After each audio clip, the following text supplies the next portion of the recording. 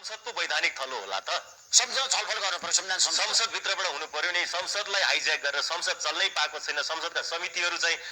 ले काम गर्नै पाएका छैनन् त्यहाँ चाहिँ राज्यका यी विभिन्न अंग निकायका रिपोर्टहरूमाथि छलफलै भएको छैनन्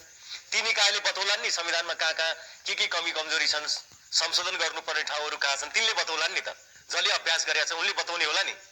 त्यो चाहिँ कोही चाहिँ नेतालाई सत्तामा जानको लागि चाहिँ राति 12 बजे गर्ने हो हिजोसम्म केही पनि छैन आज राति 12 बजेर यति मिनेट जाँदाखेरि अब संविधान संशोधनको विषय आउने यसरी अचानक आउने हुन्छ यो त बडो जोखिमपूर्ण कुरा भयो नि भोलि यसै गरी चाहिँ कुनै भू राजनीतिक शक्तिको उक्साहटमा यिनीहरूले गर्लान् हैन संविधानमाथि दोषारोपण भयो नि संविधानमाथि अविश्वास भयो नि संविधानमा कमजोरी रहेछ र पो देशले चाहिँ केही दिन सके राज्यले केही दिन सकेका रहेछ